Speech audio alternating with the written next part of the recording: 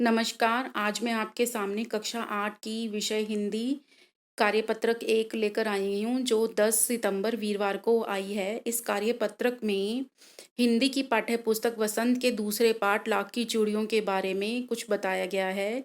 इस कार्यपत्रक में 2 मुख्य पात्र हैं, एक बदलू और एक लेखक स्वयं। तो इस कार्यपत्रक को पढ़ने से पहले हम ये जानने की कोशिश करेंगे कि जब हम बचपन में अपना जीवन जीते हैं, तो हम हमारे बचपन में कोई ना कोई ऐसा ज़रूर होता है जो हमें बहुत प्रिय होता है। अ, वो हमें इसलिए प्रिय होता है क्योंकि वो मुझे हमें अच्छी-अच्छी चीज़ें बनाकर देता है। तो इसी प्रकार लेखक का जो मन है, वो बदलू जैसे पात्र से जुड़ा हुआ है और बदलू जैसे पात्र से क्यों जुड़ा हुआ है, यही हमारी कहानी का मुख्य विषय है। तो चलिए आज हम इस कहानी को पढ़ते हैं।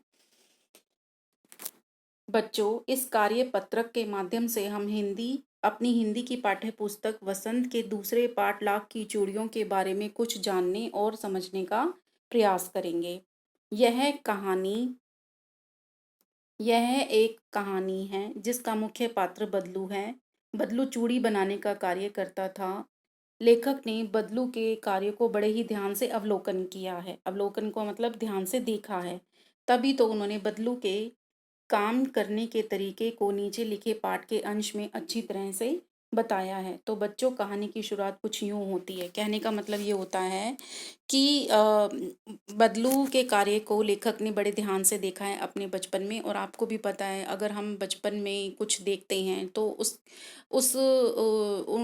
बचपन की यादों का हमारे जीवन में बहुत प्रभाव पड़ता है। वो हमें बड़े होने के बाद भी याद रहती है। तो लेखक के साथ भी ऐसा ही कुछ हुआ है। बचपन में जो पात्र उसे बहुत प्रिय था, उस पात्र को उसने बड़े होने के बाद भी याद रखा और उसका उसको अपनी कहानी का विषय बनाया। तो चलिए हम ये जानने का प्रयास करते हैं, ऐसा क्यों हुआ। सारे गांव में बदलू मुझे सबसे अच्छा आदमी लगता था। क्यों लगता था? क्योंकि वह मुझे सुंदर सुंदर लाख की गोलियां बनाकर देता था।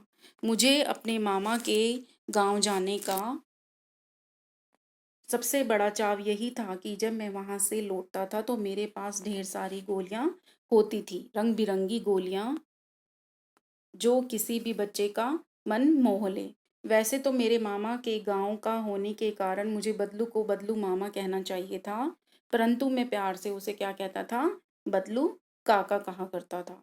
जैसा कि गांव के सभी बच्चे उसे कहा करते थे। तो गांव के सभी बच्चे बदलू को क्या कहते थे? बदलू काका। बदलू का बदलू का मकान कुछ ऊंचे पर बना था। मकान के सामने बड़ा सा सहन था। तो हमने ये शब्द को याद रखना है, सहन। और नीचे आपको दिखाई दे जाएगा कि शब्द का सहन का मतलब होता है दीवार से घिरा हुआ स्थान, घेरा बाड़ा।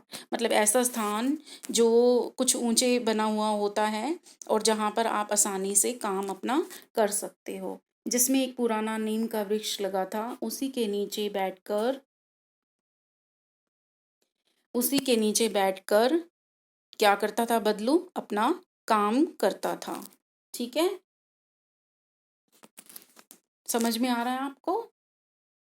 सामने एक लकड़ी की चौखट पड़ी रहती थी, जिस पर लाख के मुलायम होने पर वह उसे सलाख के सामने पतला करके चूड़ी का आकार देता था। तो बदलू क्या काम करता था? लाख को पिघलाकर चूड़ियां बनाता था। पास में 4-6 विभिन्न आकार की बेलन नुमा मुंगेरियां रखी रहती थी। तो आपने ये जो वर्ड है मुंगेरिया, ये जो शब्द है मुंगेरिया, इसको भी याद रखना है। और मुंगेरिया का मतलब होता है एक बेलन के आकार का ठोस लकड़ी का टुकड़ा। ठीक है? तो जो ये नए शब्द हैं, इनको भी आपने जानना है। नए शब्दों को जानने से हमारा जो जो भंडार है शब्दों का, वो बढ़ जाता है। ठीक है? तो ये जो बेलन नुमा मुंगेरियाँ थी उसके पास, ये कैसी थी? ये आगे से कुछ पतली और पीछे से कुछ मोटी थी। ठीक है? उसके बाद है, लाख की चूड़ी का आकार देकर वह उन्हें मुंगेरियों पर चढ़ाकर गोल और चिकना बनाता था। और तब एक एक कर पूरे हाथ की चूड़ियां बना चुकने के पश्चात वह उन पर रंग करता था। क्या करता था वो? पहले तो चूड़ियों को कोई भी आकार देता था मुंगेरियों पर चढ़ाकर, फिर उन पर रंग करता था।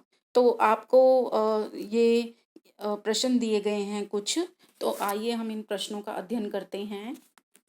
सबसे पहले है, लेखक को मामा के घर जाना क्यों अच्छा लगता था? क्योंकि वहां पर उसे कौन मिलता था? बदलू काका। और बदलू काका उसे क्या देता था? लाख की रंग बिरंगी गोलियां। आपको छुट्टियों में किसके घर जाना अच्छा लगता है और क्यों? आप अपने बारे में बता सकते हो कि जैसे कुछ बच्चों को अपनी नानी के घर जाना अच्छा लगता है। क्यों लगता है? क्योंकि वहां पे बहुत मस्ती करने को मिलती है।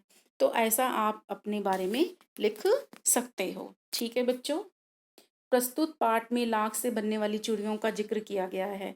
क्या आप कुछ अन्य पदार्थों के नाम बता सकते हैं जिनसे चूड़ियाँ बनती हैं? तो आप जानते ही हैं चूड़ियाँ किस किस से बनती हैं, आपकी मम्मी पहनती है ना, या आपके घर में कोई भी बहन या कोई भी सदस्य, दादी वगैरह। तो किस प्रकार की चूड़ियाँ बन सकती हैं लाख के अलावा?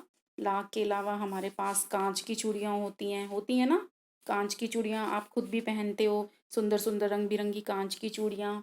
और कांच की चूड़ियाँ के अलावा और जैसे कुछ लोगों के पास सोने की चूड़ियाँ होती हैं।